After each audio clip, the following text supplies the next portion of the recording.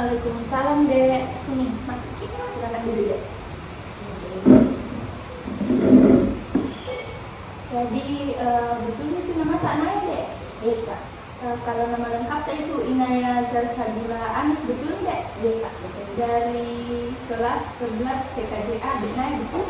Iya. Oke dek Naya, kita kenalan dulu mungkin Dek. Perkenalkan, kakak itu namanya Muslimah Putri Buhari, bisa dipanggil saja Kak Putri. Kakak ini dia merupakan mahasiswa dari Prodi Bimbingan dan Konseling Universitas Negeri Makassar angkatan tahun 2022 yang kebetulan sekarang saat ini di sekolah sedang menjalankan program asistensi mengajar deh. Jadi mungkin supaya lebih akrab bisa dipanggil saja dengan sebutan Kak Putri deh. Ya bukan tapi termasuk saya kak. Mau apa gitu? Iya dek, ada apa supaya tidak terlalu bilang juga berdua atau santai saja. Baik dek Naya, aku mau tanya dulu nih, bagaimana kabarnya dek Naya hari ini? Alhamdulillah baik kak. Sehat ya hari ini dek? Baik kak, alhamdulillah saja. Sebelum kak tadi ke ruangan ini belajar apa tidak? Belajar jurusan tuh kak. Sistem operasi jaringan. Tapi masih tadi dulu kan ngajar dek? Iya, mas buka di ibu dia mengajar di kelas kak. Iya dek. Sebelumnya kesini tadi dek nanya, tahu gak kenapa kakak panggil ke ruangan ini untuk apa kira-kira? Iya kak. Iya, karena itu kan kak. Oh begitu dek, jadi begini, kakak ini dapat laporan dari beberapa guru di jurusan kak, dan juga berdasarkan dari hasil observasinya kakak, katanya itu biasa menolak untuk ikut serta dalam kegiatan seperti mungkin ikutan perlombaan atau biasa presentasi di kelas karena kita beda merasa tidak mampu dan bahkan juga selalu menghindari menjawab pertanyaan yang dikasih sama guru kak di kelas atau malah terlibat dalam sesi diskusi kelompok. Betul kan memang begitu tuh deh. Iya kak, betul. Makanya dari itu deh, jadi maksudnya kakak kesini panggil karena dari laporan-laporan itu nih yang tadi kakak dapat dan hasil observasinya juga kakak biasa pergantikan guru kak biasa mengajar di kelas kalau tidak hadir itu kakak lihat seperti itu adanya. Jadi kakak rencananya ini di sini mau melaksanakan sesi konseling individual bersama dengan Dek Naya.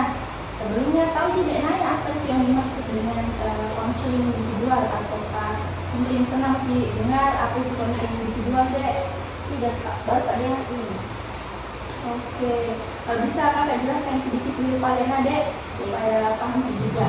Jadi dek, konseling individual itu merupakan proses pemberian bantuan yang akan didapatkan langsung melalui sesi wawancara konseling antara seorang konselor dan juga konselingnya yang sedang mengalami suatu permasalahan sebagai bentuk membantu teratasinya masalah dari si konselingnya itu.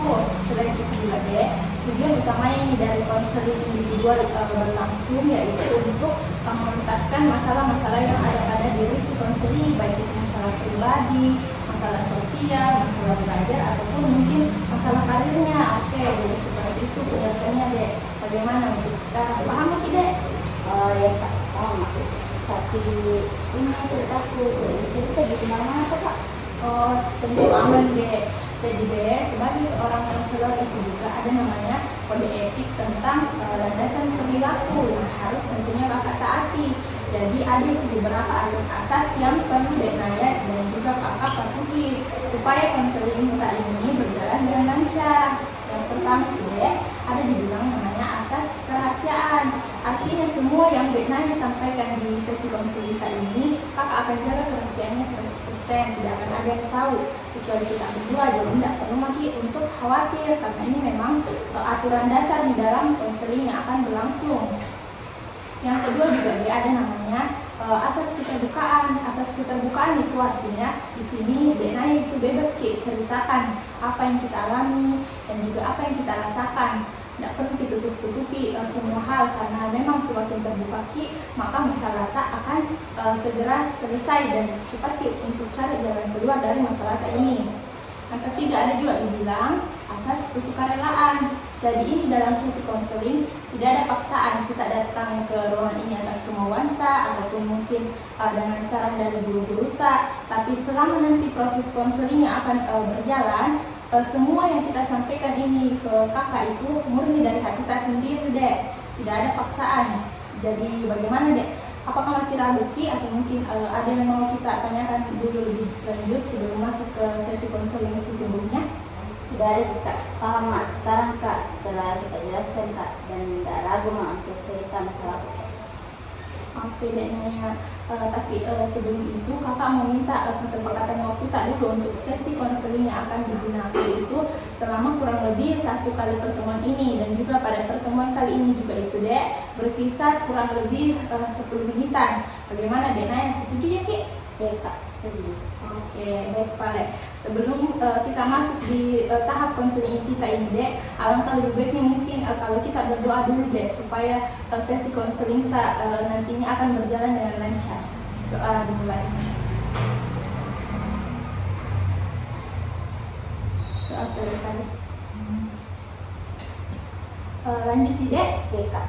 Jadi dek, kakak ini sudah ditanya nih sama guru tak bahwa katanya biasa di dalam kelas kalau sedang proses diskusi itu berlangsung sesi tanya jawab, katanya itu selalu kayak menghindar untuk ditanya, seperti tidak mau terlibat, terus juga kadang itu dek menolak untuk ikut serta dalam kegiatan seperti perlombaan ataupun presentasi lagi karena merasa tidak mampu Ki.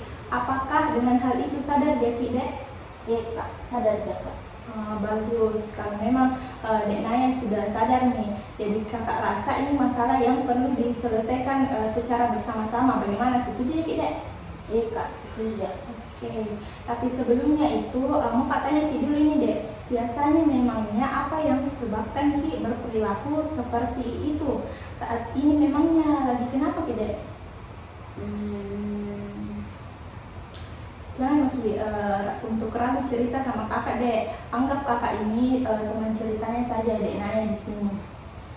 Jadi begini Kak, kadang malas Kak terlibat untuk sesi diskusi itu karena takut Kak kalau apa yang kutarakan itu selalu disalah, dan malas Kak ikut serta dalam lomba atau prestasi begitu Kak karena takut Kak mengecewakan, dan takut gak cuma bikin malu kalau pergi Kak, dan ada salahku Kak.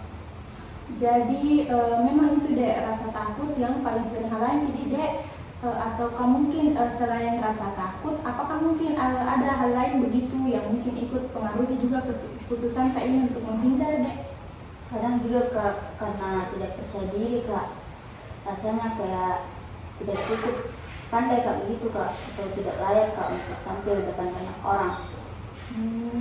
Kakak paham deh, memang itu pengalaman wajar dan juga memang bisa jadi mengerti. Tapi di sini kakak apresiasi betul Dek Naya yang sudah mau ceritain ke kakak. Jangan makin khawatir nah, kita cari di sini solusinya secara bersama-sama Dek Nah. Ya Kak. Oke, Dek Naya. Tadi Dek Naya itu sudah bilang merasa tidak percaya diri dan takut salah kita. Ya. Nah, menurutnya itu Dek Naya, apakah memang itu pikiran-pikiran itu bantu Ki atau mungkin justru malah halangi untuk berkembang Dek? Kayaknya lebih menghalangi ya Kak. Oke, betul Dek Naya. Kalau memang kita lihat dari sisi yang lain, mungkin memang itu pikiran sebenarnya berasal dari harapan-harapan tak yang baik toh Dek. Jadi Dek Naya ingin memberikan yang terbaik kira-kira atau mungkin takut mengecewakan orang lain toh? Ya Kak, betul. Nah, begitu artinya Dek Naya ini di sini kakak lihat peduli dan memang sudah punya niat baik. Itu sisi positif memang yang mungkin kita lupa lihat selama ini Dek. Jadi coba kita pikirkan ulang, ketakutan itu memang sebenarnya bisa jadi tanda Dek kalau memang Dek Naya adalah orang yang perhatian sama hasil kerja dan tanggung jawabnya. Bagaimana, setuju ya Ki? Iya juga iya Kak, belum pernah kupikir begitu. Bagus, kalau memang Dek Naya di sini sudah melihat dari sudut pandang yang secara berbeda. Sekarang bagaimana? Ayo coba Ki lihat bagaimana Dek kita bisa kelola itu rasa takut tak, supaya niat baik tak tadi tetap Ki bisa wujudkan. Bagaimana Dek? Iya kak, kakak coba. Oke, Dek Naya. Jadi kalau kita bayangkan itu setiap kesalahan tak itu bukan berarti adalah sesuatu yang gagal, tapi belajar di sini untuk memperbaiki diri tak. Bagaimana menurut Kak Dek, perasaan Kak kalau seperti itu? Mungkin akan lebih ringan rasanya begitu kak. Betul deh, kita pikir lagi tuh semua orang pasti pernah disalah deh. Yang penting itu kita pakai pengalaman tak itu dari kesalahan tak itu untuk belajar ke depannya. Kalau setiap kali kita salah, kita melihatnya sebagai langkah menuju hal-hal yang lebih baik, mungkin itu rasa takut tak akan sedikit nih berkurang. Misalnya, contoh kalau dalam presentasi, Dek Naya melakukan kesalahan dalam presentasi tak, apa hal baik kira-kira yang bisa kita ambil dari situ? Mungkin bisa jadi pelajaran supaya tidak diulangi lagi kak. Betul sekali. Jadi daripada fokus ke kemungkinan salah itu, mending kita coba fokus ke apa yang bisa kita pelajari dari situ, dari kesempatan yang setelah salah bagaimana kita berusaha untuk perbaiki. Sekarang kakak mau bilang bagaimana kalau mulai sekarang Dek Naya itu mencoba melihat aktivitas seperti perlombaan atau mungkin contoh kecilnya diskusi bukan sebagai ujian tapi sebagai latihan untuk belajar tak? Bagaimana? Iya kak, sepertinya lebih masuk akal begitu kak. Oke, bagus Dek Naya. Kakak yakin dengan berpikir seperti ini rasa takut dan malu tak itu perlahan-lahan pasti berubah, akan berubah dengan rasa ingin mencoba. Mungkin bisa dari langkah-langkah kecil misalnya, atau mulai berani utarakan satu kalimat di diskusi kelompok, berani bertanya pada sesi tanya jawab atau mungkin menanggapi. Bagaimana kalau kita coba itu minggu depan di diskusi apa mungkin di pelajaran apa? Oke kak, mau kak coba. Oke, hebat Dek Naya. Kakak senang sekali di sini. Dek Naya itu berusaha mau mencoba.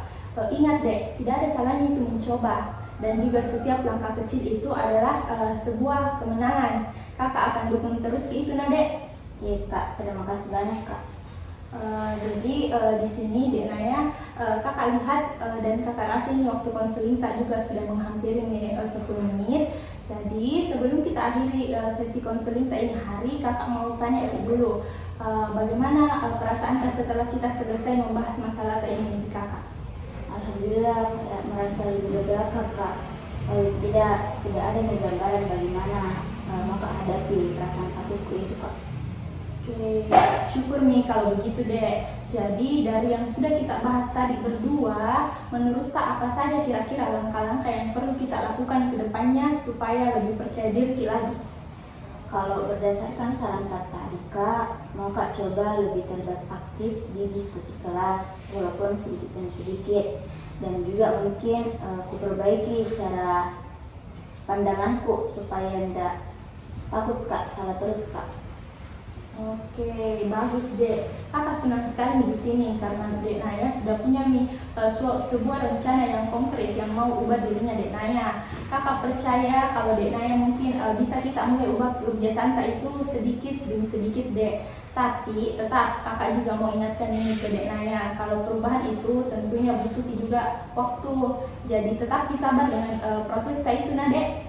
Ya Kak, insya Allah.